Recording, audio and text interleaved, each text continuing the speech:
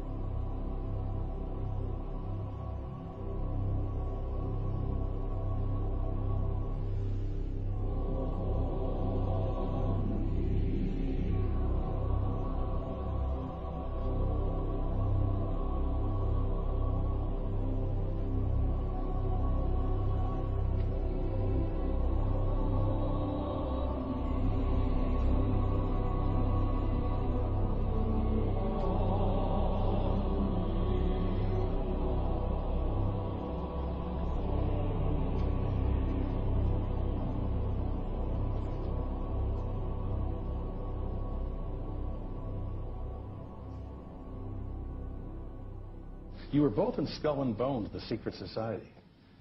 It's so secret we can't talk about it. What does that mean for America? The conspiracy theorists are going to go wild. I'm sure they are. I don't know. I haven't seen the web. Number 322. Sir. Were you a member of Skull and Bones in college in Bush? Were you in the same secret society? That's all right. Let me answer this question. Whoa, don't chase me! I said go to him!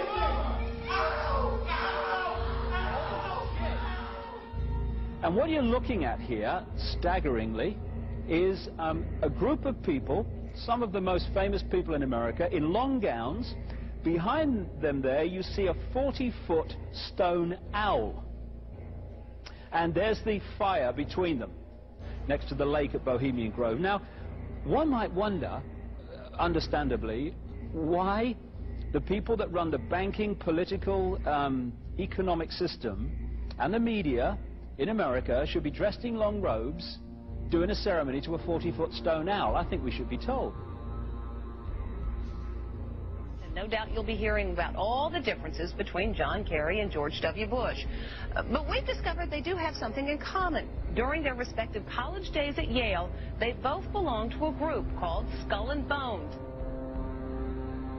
He's come pretty close. She was part of a team that successfully recorded part of the initiation ceremony that takes place in the tomb's courtyard. Okay, you have the doorway here. Yeah. Okay, then to the right you have a hedge, and then you have an evergreen tree. If you follow that line straight back, courtyard's in there. Ah, okay. So that's where they have the ceremonies in the outdoor part of it. Part of it was indoors, so we only got to see the outdoor part. Right. We only got and to listen to the outdoor part. God only knows what went on indoors. And what did you hear? What was it you know? You managed to get this unique it was disgusting. It was gross. I mean, they were pretending to murder people. And what was the tone of it, though? Was it jokey or was it quite... No, it wasn't jokey at all. It was sick. It's about the only thing to describe it. It was sick.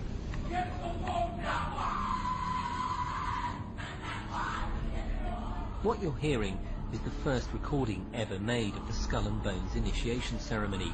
It has never been broadcast before.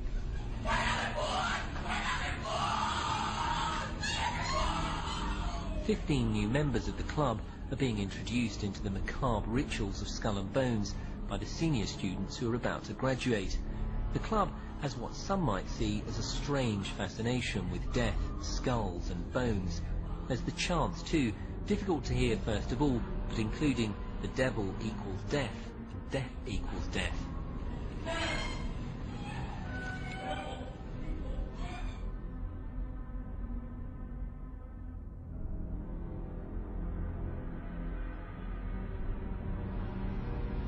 But when you get into a secret society of spirit worshippers, then, and especially when you're invited there by the direction of the higher-ups in the spirit world, you never get out of there alive.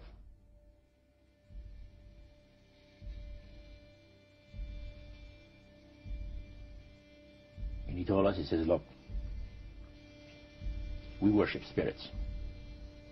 We worship Lucifer and all his angels. They're just as beautiful as they did before they were cast out of heaven. He says there was a misunderstanding in the whole thing. He says among the inhabitants of the galaxies. And he says our master was misunderstood. And they always praise the great master, Satan, as a super intelligent being that he is, beautiful to behold. And if he ever appears to you, you won't be able to look upon him because it will be too bright.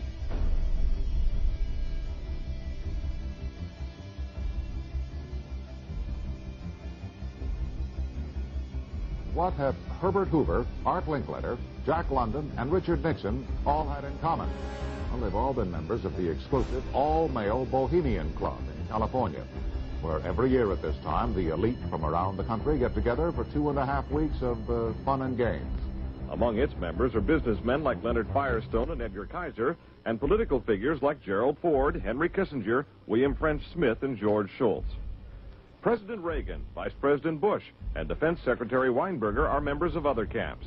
Richard Nixon is a Bohemian, and so are high-ranking executives of such companies as Eastern Airlines, Standard Oil of Indiana, and Bank of America. Privacy is one of the Grove's most cherished virtues. Members may not photograph, record, speak, or write about activities at the retreat. While many public officials are Grove members, the press is a distinctly unwelcome guest. We're from ABC News. Well, get back there. Get back there. Can we talk to somebody in the... Get back there.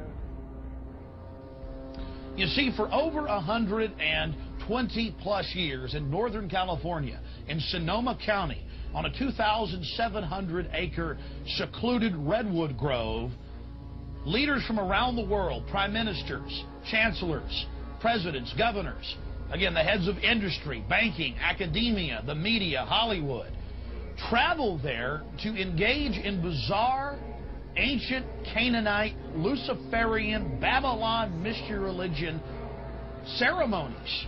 We were inside 4 hours. That's only one day out of the 2 weeks that they meet there for the admitted Summer Fire Festival of the Bohemian Club.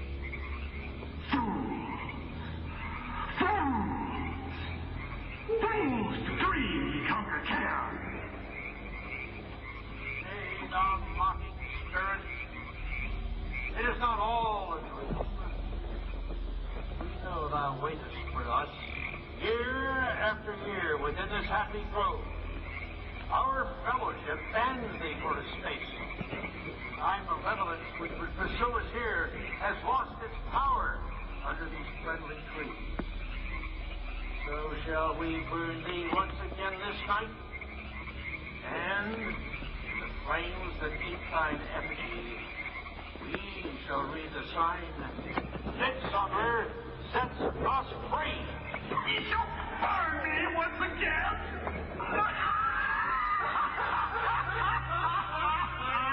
Now but these ways, which hither ye have brought from regions where I reign. Ye fools and priests, I spit upon your fire. Hail, fellowship's eternal flame. Once again, midsummer sets us free.